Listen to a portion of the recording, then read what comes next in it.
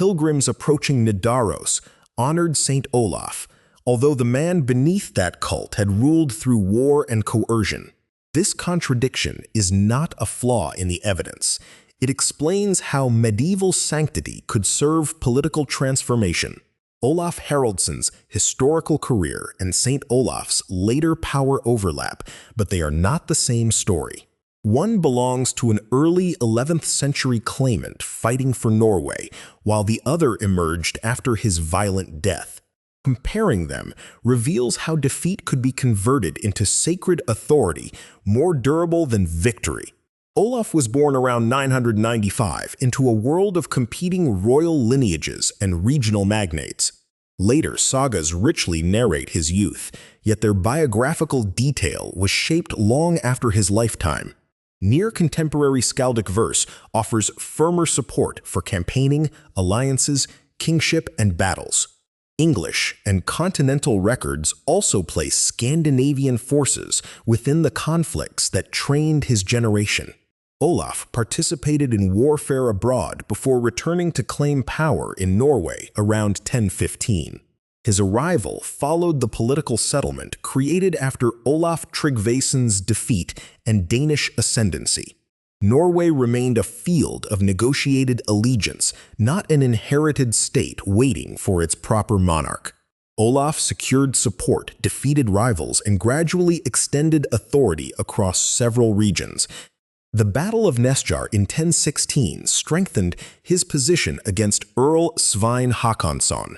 Skaldic poetry remembers that victory, though it celebrates its patron rather than recording every maneuver.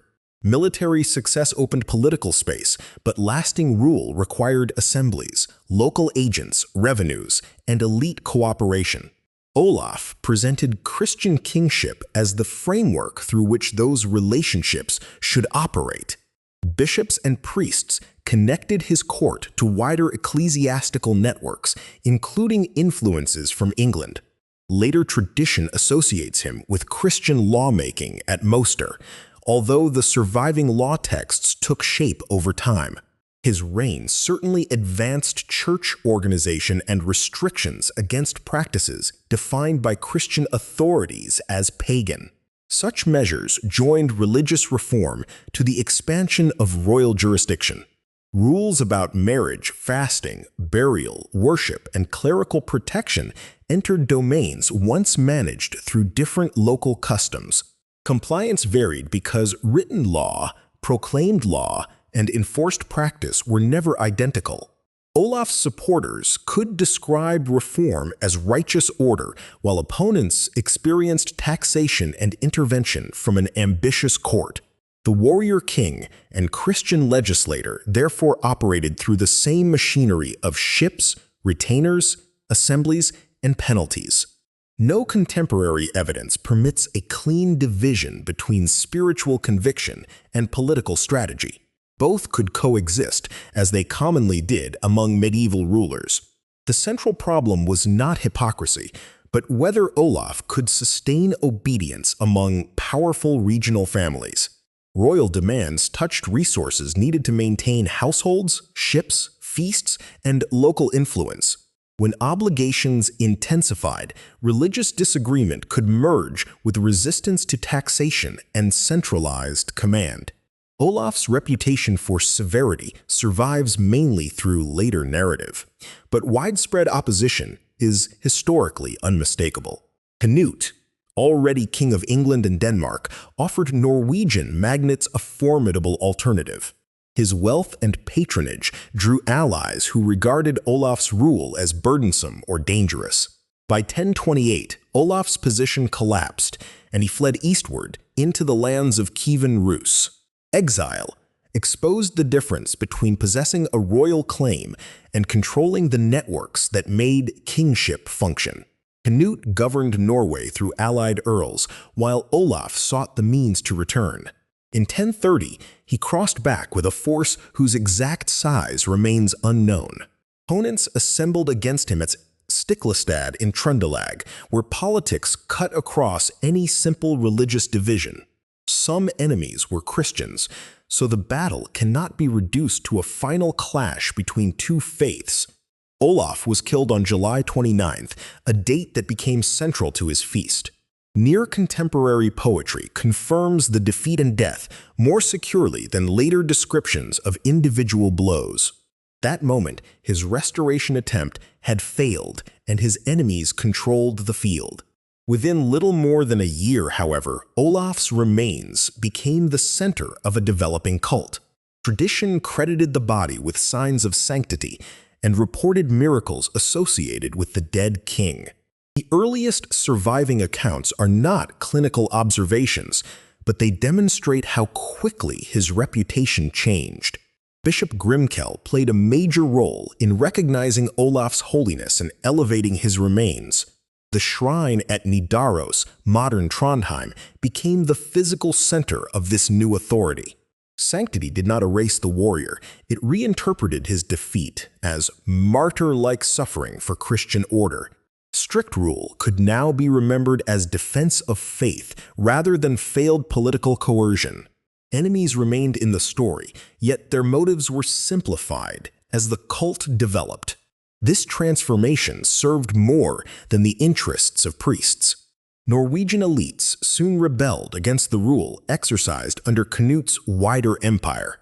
Olaf's young son Magnus was brought from Rus and accepted as king in 1035. The saintly father strengthened the son's legitimacy without requiring Magnus to inherit every disputed policy. A defeated dynasty acquired a heavenly patron whose authority could not be removed by another battlefield.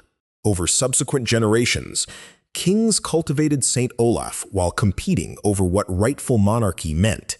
Coins, churches, liturgy, images, and written narratives spread his identity beyond the immediate shrine. Pilgrimage brought travelers toward Nidaros through routes supported by farms, lodging places, clergy, and markets.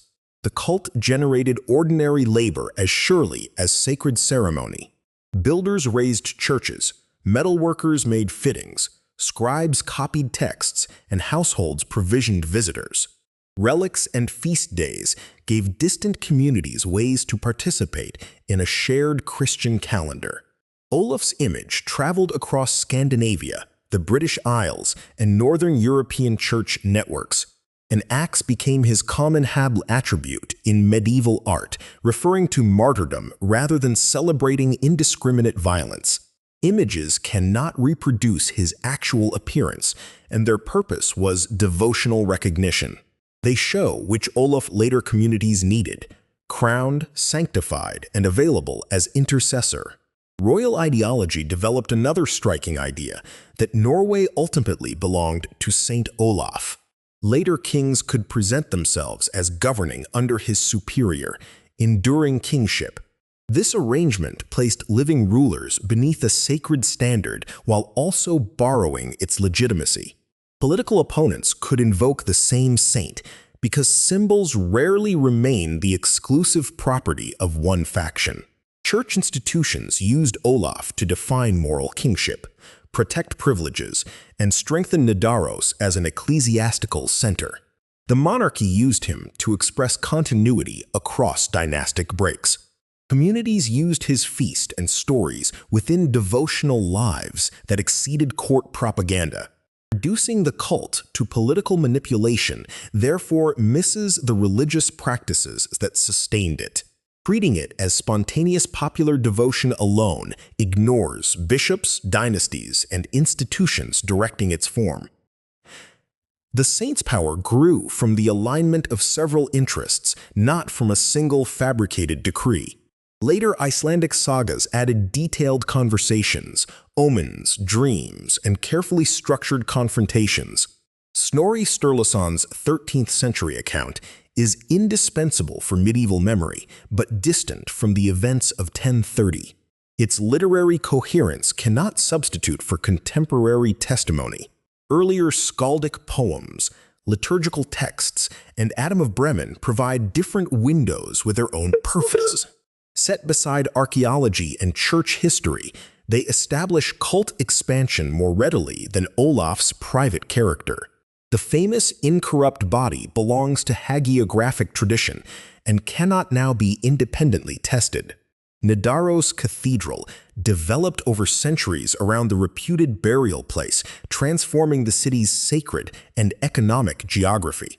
Its surviving fabric is later than Olaf, yet it measures the institutional scale his memory achieved. The contrast with Stiklestad is sharp. One site marks political defeat, while the other materialized posthumous victory. Neither place offers an untouched window onto the man himself. Together, they expose the process by which selected events became a national sacred narrative. Modern nationalism later recruited Olaf again, sometimes projecting a unified Norway backward onto his divided century.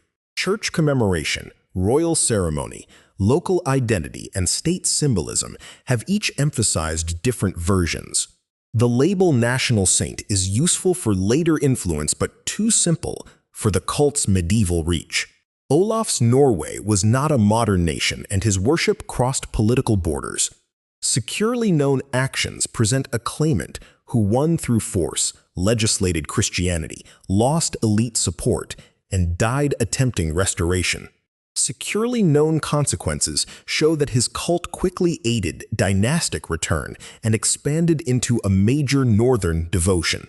The disputed center is how contemporaries first judged the balance between harsh ruler, Christian reformer, and holy dead. Surviving sources were preserved largely because later communities already believed his life mattered. That filter cannot be removed, but it can be examined. Warrior and saint were not consecutive masks placed upon an unchanged reputation. The cult rearranged the meaning of his violence, turning unsuccessful command into a standard for legitimate rule.